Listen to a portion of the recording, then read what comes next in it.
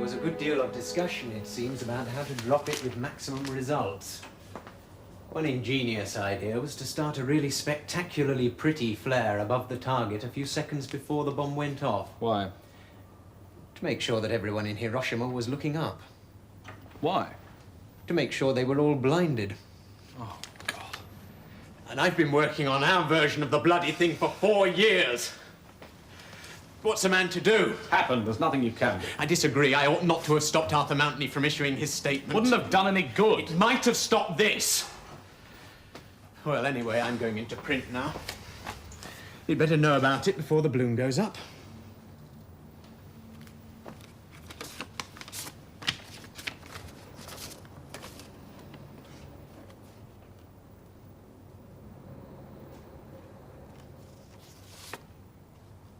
You've not sent this. Not yet. How many other people know you've written it? Only Irene. If it's published, it'll mean the end of your career. Have you anything more to say before I send it? Good deal. How will you live? A decent scientist can always make some sort of a living. Whatever trouble you get into? It might not be a very good one, but I'll make ends meet. How does Irene feel about that? As a matter of fact, she wants me to do it. So much so that she didn't want me to see you, in case you changed my mind. I agree with you in all that matters, but you're not making the best of your case. I've been trying to suppress it, whatever I said.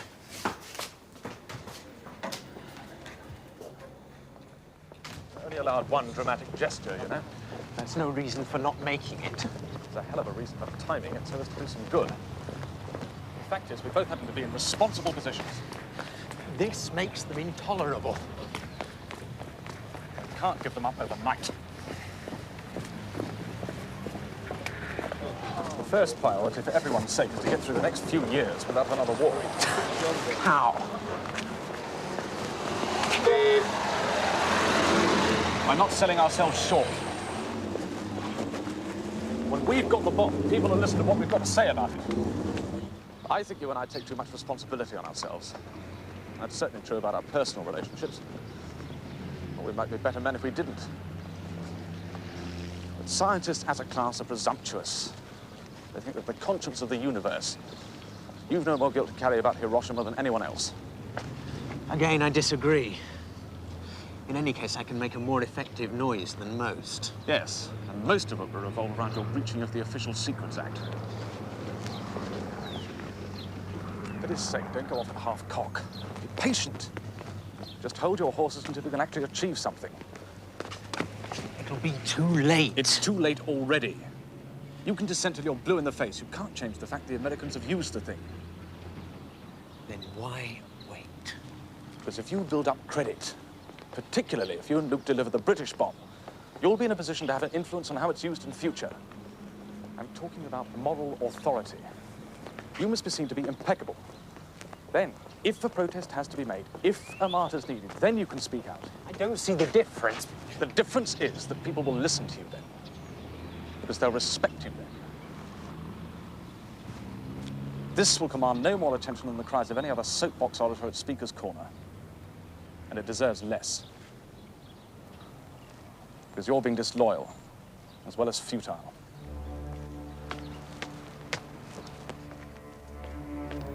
If you were sure this was the right thing to do, you'd have done it, wouldn't you?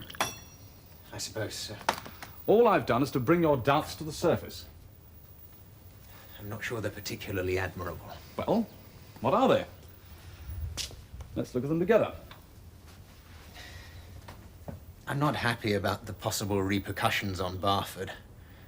I mean, after all we've been through there. Well, I call that a highly responsible attitude. Call it what you like. I know what I ought to do, and the fact is that what's preventing me from doing it is a fairly unattractive mixture of fears. There's nothing very attractive about breaking one's word. Very well.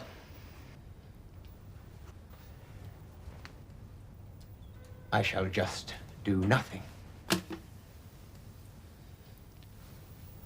I'm sure that's the right thing.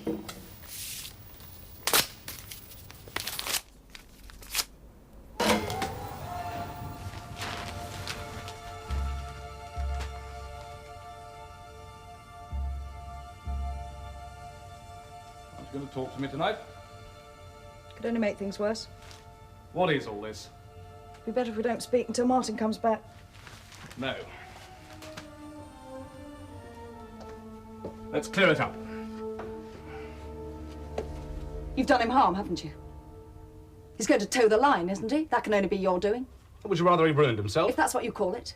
Martin makes up his own mind. Except where you're concerned. Oh, I don't fool myself that I have any influence on him worth a row of beans. I could never make him budge an inch on anything he cared about. You can. You've done it. I hope you'll be satisfied with what happens to him. Better wait till we both calm down a bit. Phooey to us, it's him I'm thinking about. Do you know, I'm beginning to wonder whether you understand him at all. Don't you like extravagant people? Yes. Unless it comes too close to home. He's extravagant. Have you never seen that? That's why he gets on with me. Might be true. He's capable of being really extravagant. Why did you stop him this time? He's capable of throwing the chains right off. I suppose you were capable of it once. Neither of us is living in a vacuum. I don't know what that means. What Martin and I do affects a lot of people. Either he and I can act as though we were alone. He could have done. Not this time. It would have been a glorious thing to do. It would have been an empty gesture, sheer histrionics. You stopped him doing what he wanted. I won't answer for the consequences. I should like to know what you expect from him now.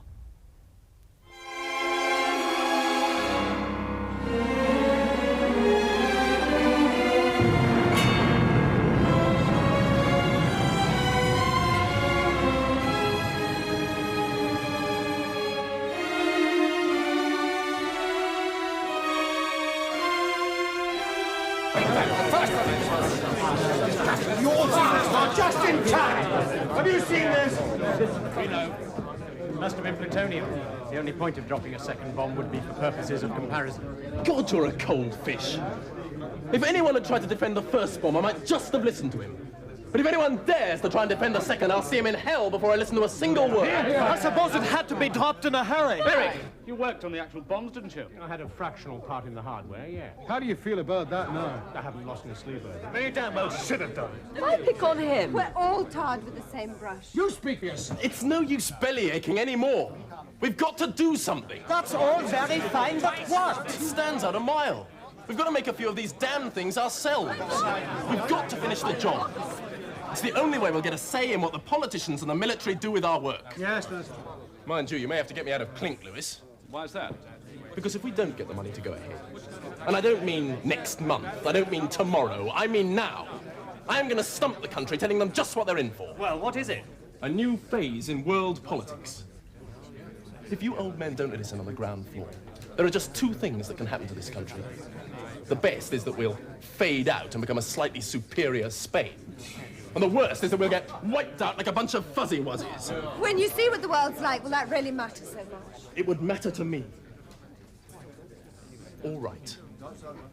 Today, I know. It seems as though any hope of a little decency in the world has been wiped out for good. All I can say is that if we're going to get it back, then first this country must have a bit of power. How much time do you need? That depends on the obstacles you put in our path. What do you say, Martin? Sorry? How long do we need to catch up on the Yanks? 2 years at best. More like 3, allowing for an average installment of bad luck. I never allow for bad luck. You never have.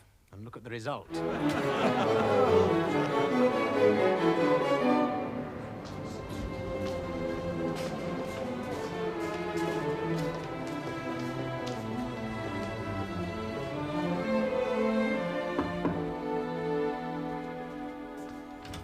My dear Elliot, very, very good of you to join us. You are no Major Darling, I think. Commonly known as Captain Hook. Yeah. Time enough for nursery jokes later. This is a nasty one. One of your scientists has been giving us away to the Russians. Chap who's just come back from Canada. Well, they're going to put him inside soon, but it's a bit like locking the stable door after the horse has bolted. Who? Now, forget the name. One of your Cambridge coterie. Dr. Armstrong. Charles Armstrong has at no time been employed at Barford. I advise you not to throw your hat in the air just yet. We're waiting for at least one other. Why waiting? We don't have a case against him that will stand up in court. Yet. I sometimes incline to the view that we're altogether too soft in this country.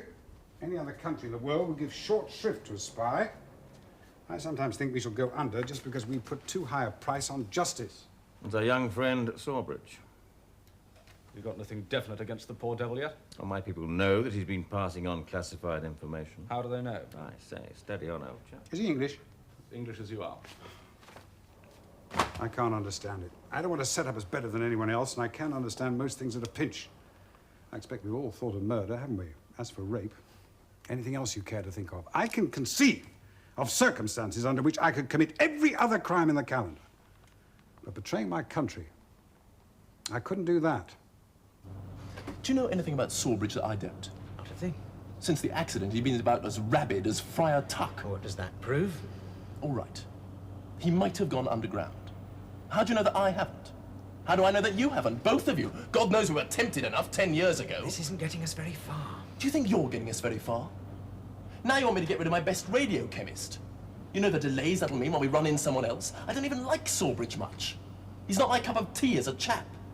But he's been with us from the start. He's entitled to his rights. We've got to balance his rights against the danger.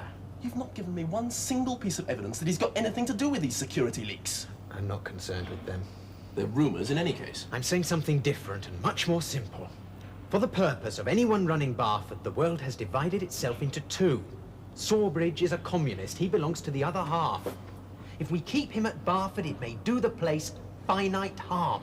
Well, I'd say that was an accurate analysis. I mean, I don't like it. Well, I won't have it. I have told you already, I am not prepared to throw out Sawbridge because a lot of old women like Captain Hook are seeing bogies. In that case, I shall send you my views on paper. Damn it, man, we've talked it out. I don't want any bump. I'm sorry, but I want to have it on the record.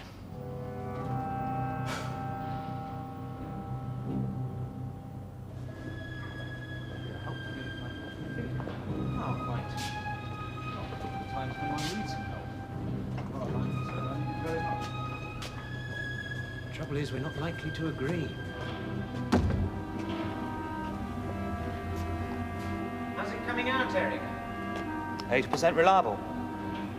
Pretty. Good night. Good night.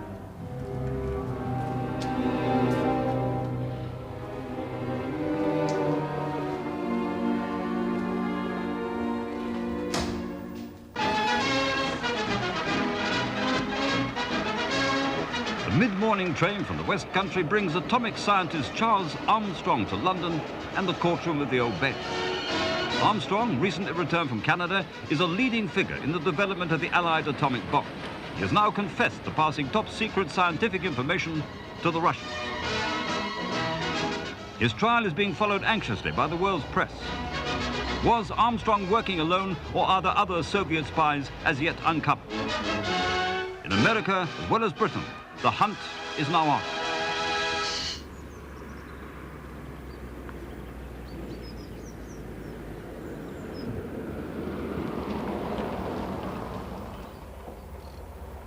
What's the next move?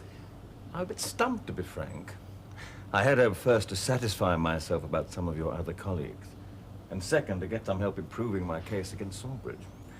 All I found is that people here are shocked by the Armstrong business and too confused and angry to want to discuss it. What do you expect us to do? Cooperate.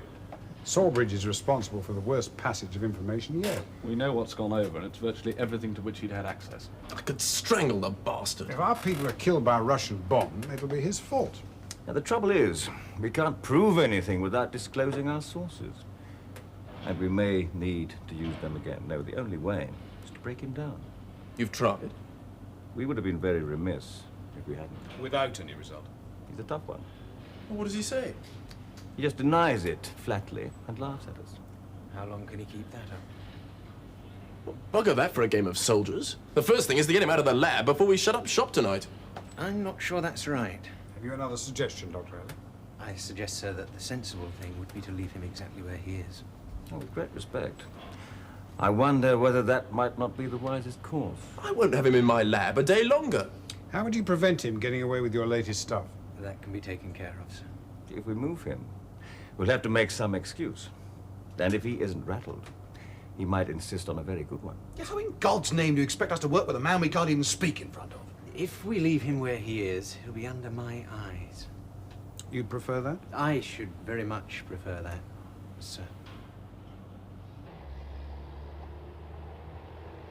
To be honest, I feel quite morally giddy. It's a condition to which scientists are peculiarly prone, I've noticed. There aren't any easy solutions. Otherwise, we should all take them. It'd be all right if one were a communist or an unqualified pacifist. For the rest of us, what's the choice? You can either retire and leave your country defenseless, or you create a weapon which destroys men, women, and children in their tens of thousands. What's a man to do? I don't think we've got any option. Dr. Elliott's right. Intellectually, I grant that. I can't bring myself to accept responsibility for it. Then you won't object to Dr. Elliott taking temporary charge at Bath. Until we see how serious Luke's relapse is. Martin? No, of course not. I hope you didn't have too bad a drive down through this fog. No, not too bad. Martin's in London. Yes, I know. I came down to see Walter. As a matter of fact, I wanted a private word with you first. Well, you better come through if you don't mind nursery tea. Say hello to your Uncle Louis, Louis. Hello. I wouldn't shake hands if I were you. Quite. God, you're a revolting sight. How is Walter? The doctors are being a bit mysterious about it. I'm afraid it sounds very much like an after effect of his accident. That's a bit better. It was Martin I wanted to talk to you about, as a matter of fact. He's busy as a beaver, rushing up and down to see the powers that are and chairing committees all over the place, as well as minding the shop. Sounds as though you're enjoying it. Well, of course, it's awful that Walter had to get ill for Martin to be given his chance, but... 5 minutes ago, you were abusing me roundly for stopping and wrecking his career. Oh, that? It's a bit different now the old boy's getting on. Isn't that a bit inconsistent? Totally. I told you we were extravagant. There we are. Let's get you a cup of tea.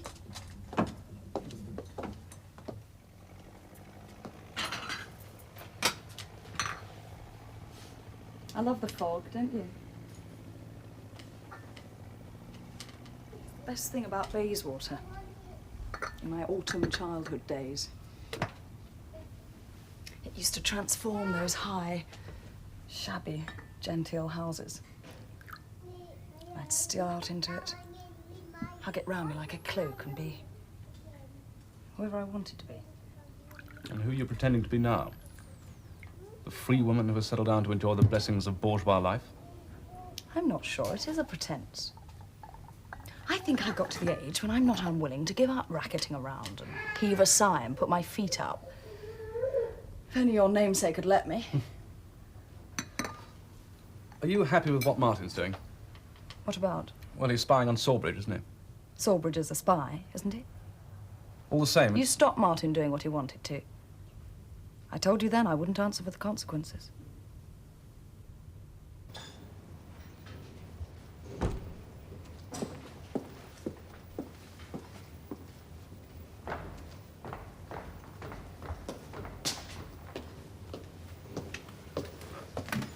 Nora? Louis, This is serious, isn't it? the worst possibility is cancer. It all depends whether this flare-up is caused by the gamma rays, or whether it's traces of plutonium that have stayed inside him and gone for the burn.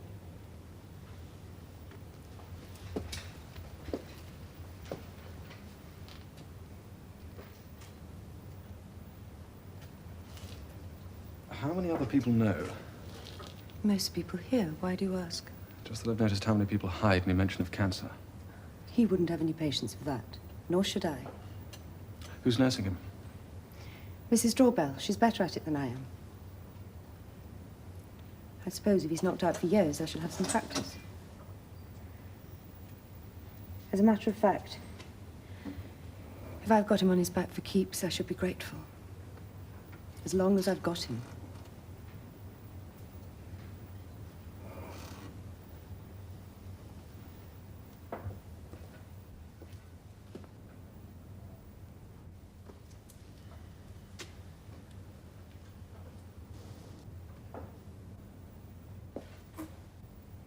Hello, Walter.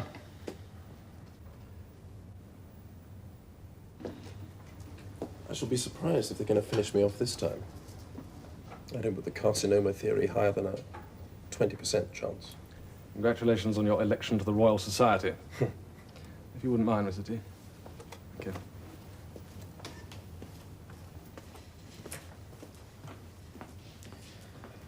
That's the only thing that really frightens me.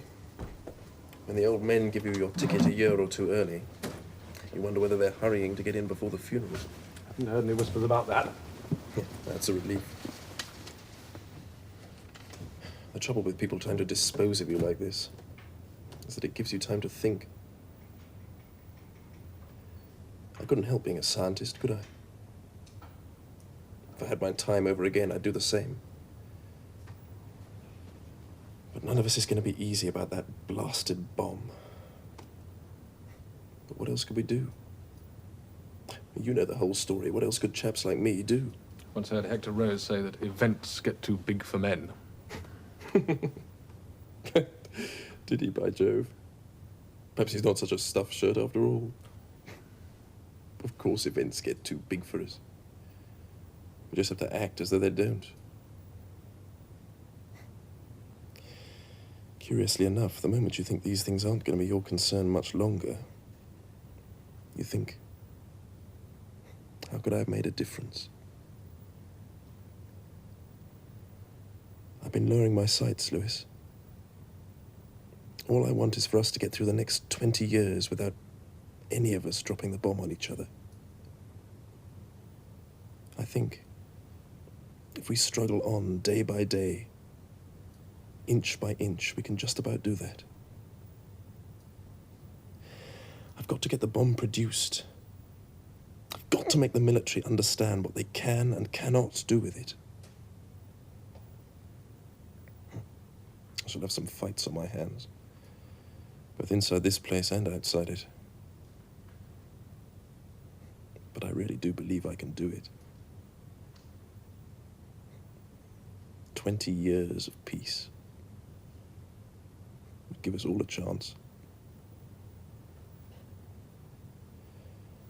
Won't be good for my soul, will it? Why not? I like power too much. I'm just discovering that. Remember I once told you I never had enough time for fun? Yes. If I die now, I should go out cursing that.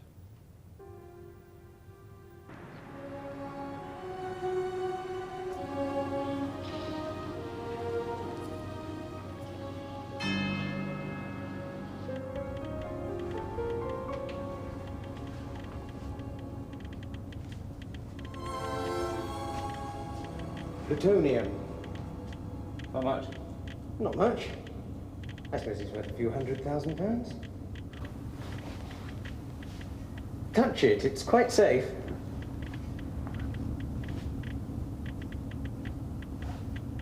It's warm. I feel as if I've been made a present of a Proustian moment.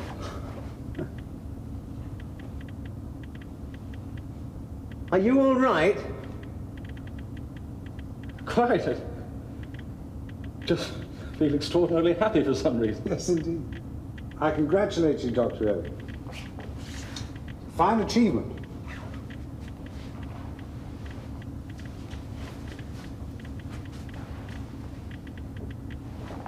Walter Luke did all the groundwork. But you must come and see him. No. I'm not proud of it, but I have a morbid horror of cancer. I'll write to him. When do you expect him back in harness? We just don't know. He'll never come back, you know. I think he will.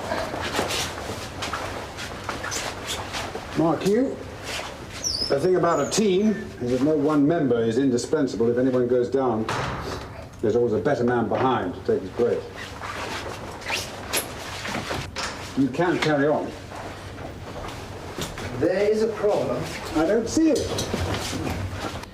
By all accounts, you've been doing splendidly.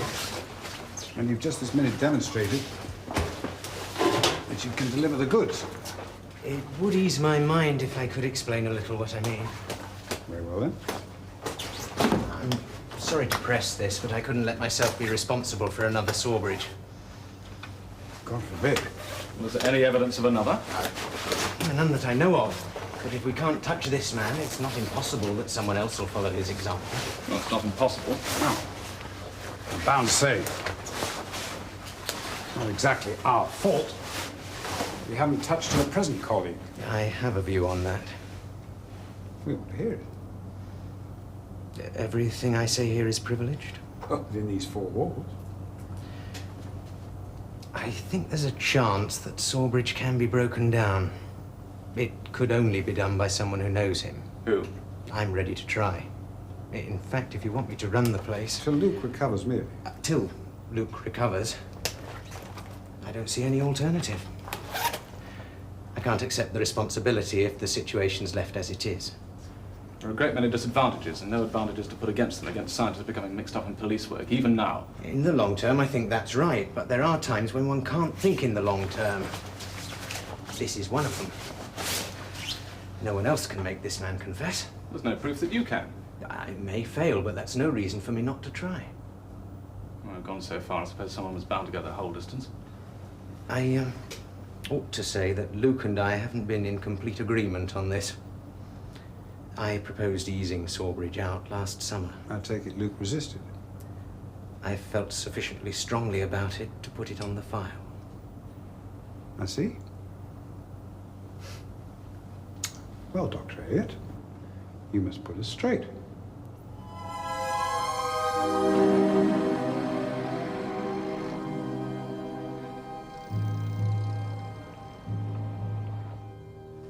You know how the Canadian stuff was given away?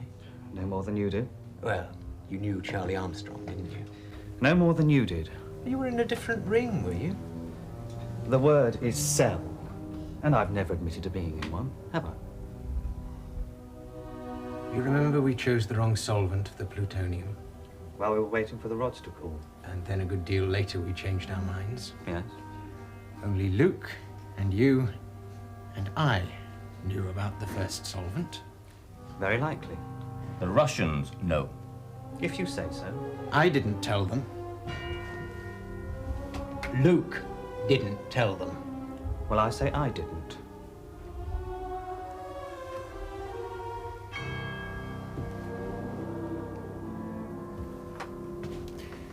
By the end of 1941, you believed that this country, or America, would have the fission bomb in 3 to 4 years. We all did. And when did you begin to think of the political consequences? I'm not sure what you mean. Well, weren't you worried that the West might have the bomb when the Soviet Union didn't? I thought if we'd seen that thing might work, then the Soviet physicists must have done the same. But you didn't know? Do you think we're that much better than them? No.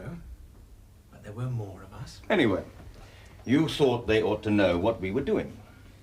I thought it was wrong to keep secrets from our allies, if that's what you mean. You thought it your duty to keep them informed. I thought it was the government's duty. I quite like him myself, you know. You're in a minority. Come to trying to understand him, I suppose. Can't say I've succeeded. Do you know, at the very time he was giving stuff away, he was working like the devil for the success of Barford. Most of these scientific spies have made a real contribution to the stuff they stole. It beats me. Science has its own imperatives. Come again? If you're working on a problem, you can't help but crave for it to come out. As a scientist, your first loyalty is to yourself, or truth if you want to be pompous.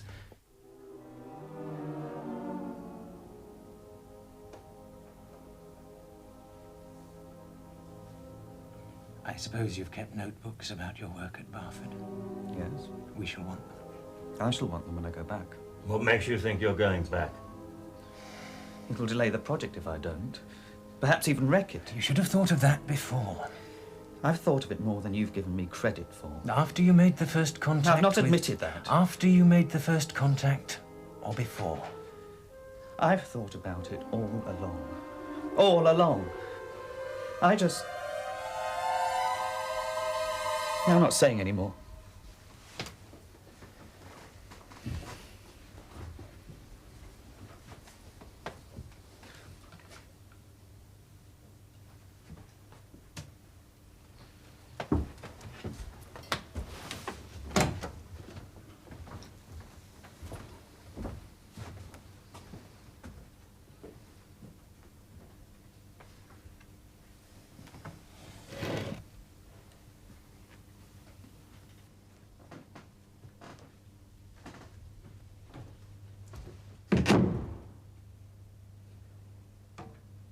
It's a bugger, isn't it? You don't see the Soviet Union as a nation opposed to other nations, do you? To you, it's the living embodiment of an ideal, and your commitment to that overrides all others. The theory's crystal clear. I don't suppose you thought twice about it until you'd acted on it, did you? Things never seem to work out quite the way we mean them to, do they?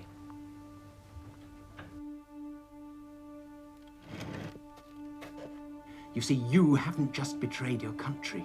You haven't just betrayed your job. You've set yourself apart from the only friends you have.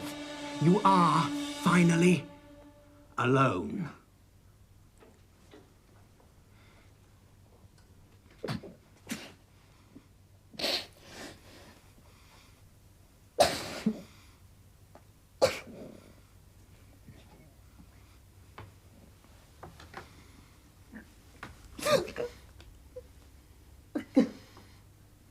How long will he get?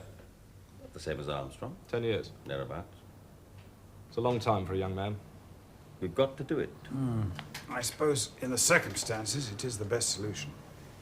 Of course, there will be a good many awkward questions. Well, let's hope it'll encourage the others. There mustn't be any others. We've got a lot to thank you for. It's been a real contribution. We're very grateful. Many, many congratulations. You'll be sitting pretty at Barford now. Thank you, Major Dowling. At least, you should be.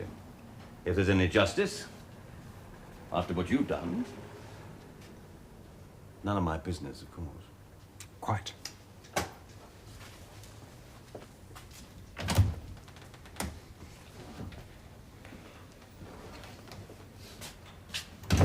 However, since the matter has been raised, you will appreciate that there are different views on how to run the place and who would do it, particularly in view of Luke's continuing ill health. We're not yet in a position to arrive at a decision, but I think I can go so far as to say that whatever arrangement we make will not be to your disadvantage.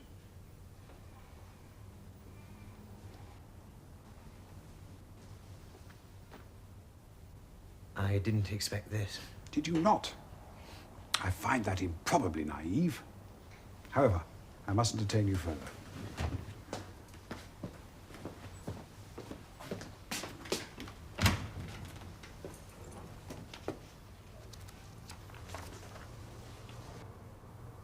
Rest assured, we'll be in touch as soon as our thinking's clarified.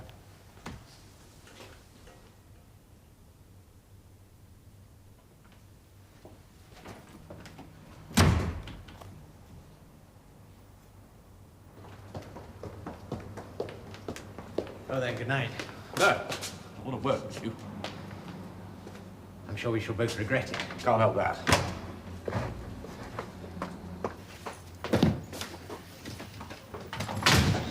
I think you ought to leave it alone now. How? Have nothing more to do with the Sawbridge affair. I can't do that. What all you expected from it?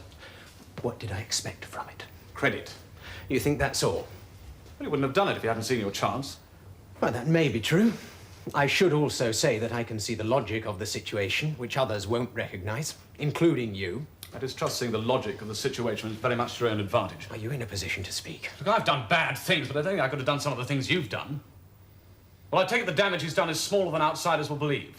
Much smaller. All the more reason to leave it alone now. I don't agree. It can only do you harm. What kind of harm? Well, you can't harden yourself by an act of will. You'll only suffer for it. You say that to me. It was bad enough to volunteer to break Sawbridge down to further your own ambitions. But to have planned to do so by recording your dissent from a generous mistake of Luke's, and then to cash in it when he was ill. If I'd have done that, I couldn't live with myself. I never had much feeling for Luke. And you're even colder than I thought you were. I had your example to warn me off the opposite. You didn't need any warning. I admit that you're a man of strong feeling for people, that is. I've had the example of how much harm that's done. You've forgotten how to act. Friends, personal relations, you've spent yourself over them. That's your form of self-indulgence. It's no use. You're so self-centered that no one else matters to you. Not a friend, not your wife, not even your son. You'd sacrifice any one of them for your next move.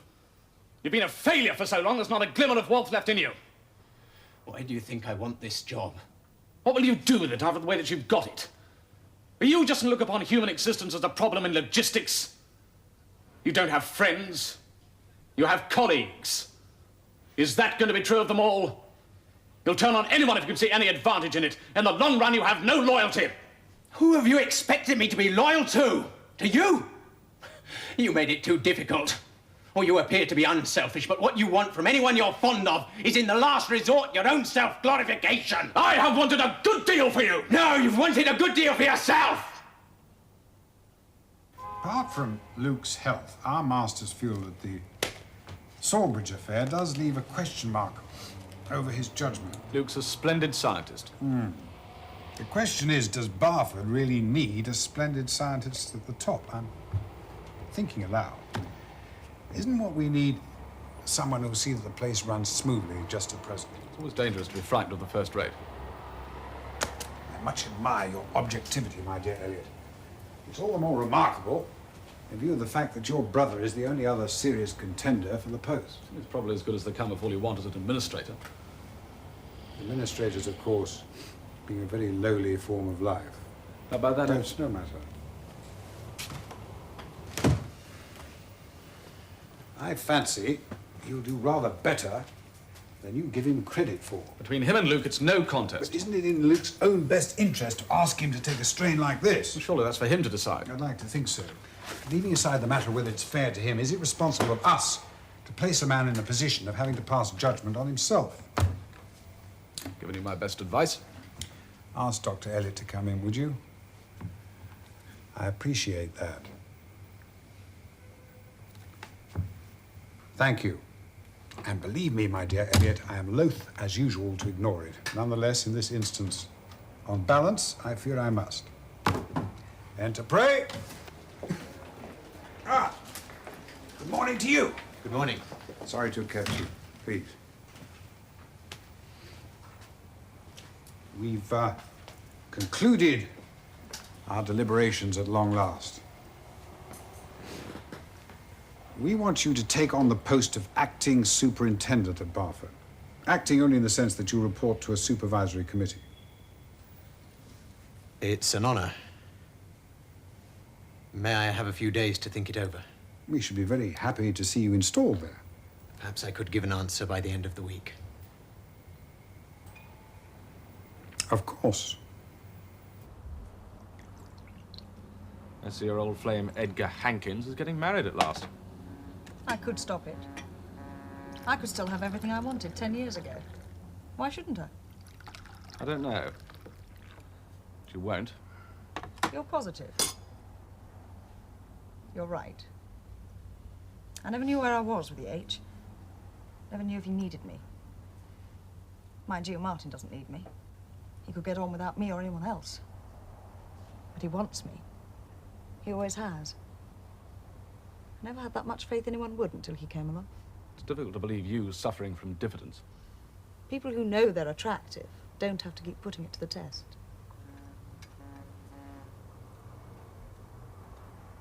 I hope I won't be a drag on Martin in this new game. You know, of course, about the offer he had last week. Yes. You know he expected it before it came. He's been working for it hard enough. At first he was excited that the job was coming his way. He was lively, active, restless, with high spirits. I remember he talked to your namesake once. It'll give you a good start. Talked to him as if they were both adults. You'll be able to build on And he it. was letting himself boast. In the next few days I felt a change. I let his moods run. I didn't dare try to penetrate them. He didn't ask my advice. But occasionally he spoke of the advantages of being the head of Barford, of the entertaining I could do there. Occasionally, too, he spoke of some disadvantages, as though he were laughing them off. He wouldn't talk about them. He didn't need to. I hadn't forgotten that letter you stopped him sending.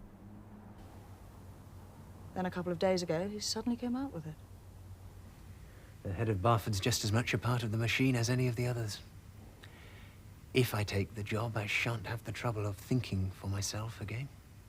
I knew then that he would never take it. Well, what do you think he intends to do instead? I don't know. He's been sounding out your old college about the chances of going back to pure science. It'd be funny for him not having any power. He's going into dimness, isn't he? He won't make much of it. Well, they say he hasn't got quite the talent. It'll be difficult for him to lead a dim life, having had a taste of something different. I suppose you're glad about it. What makes you say that? Well, he wanted him to make his protest. I suppose this is the next best thing.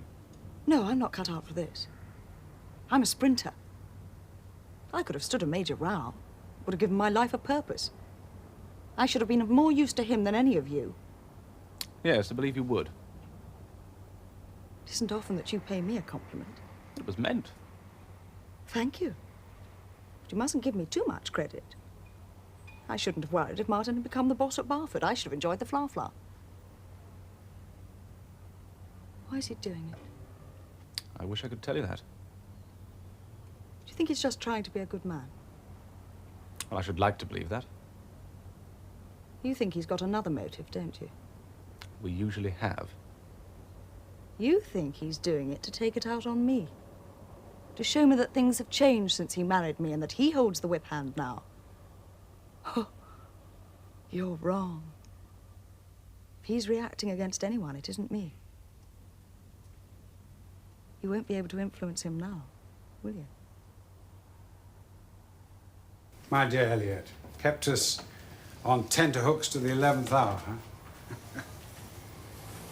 Oh, you clearly share the family sense of drama.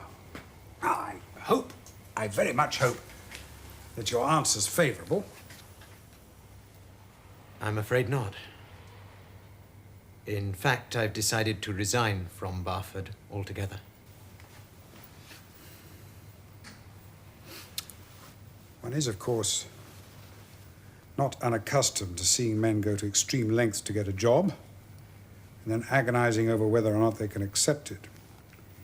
In such circumstances, I'm bound to say you're the first I've known to go so far as to refuse. Well, I'm sorry. I think you're much mistaken, but I won't insult you by attempting to prevail upon you to change your mind.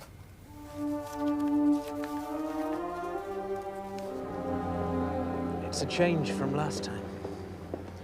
Yes. Since then, I haven't found a place to stand. Until today. I hope I haven't made it harder for you. You can see too much in personal causes. Motives aren't as important to me as they are to you. I'm more concerned with what one does. Well, you've done some contradictory things. Well, that row we had about what you did to Sawbridge. As far as I can answer for myself at all, that hasn't affected this decision one way or the other. I'm not clever enough to have dissimulated all along. I was after the top job. Until recently, I consciously intended to take it. That's why for months, like many men on both sides of the Great Divide, I acted with the cynicism of self-preservation.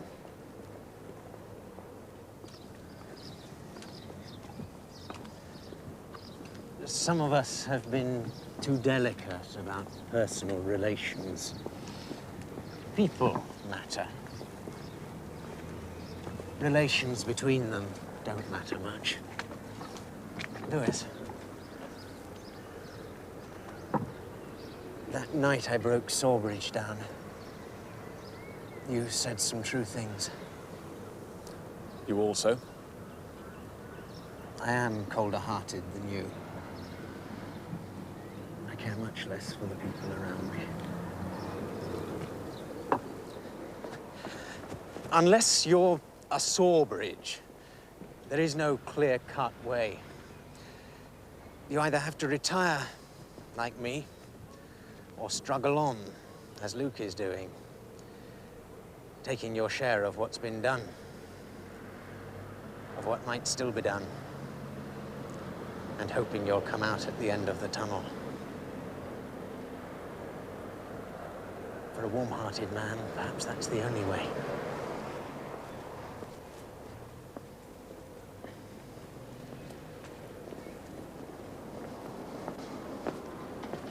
You can't compromise. If you accept the bomb and all its dreadful capabilities, the secrets, the fighting point of power, you must accept the consequences. You must face Sawbridge with an equal will. You're living in a power equilibrium. There's no place for the relics of liberal humanism. I completely disagree.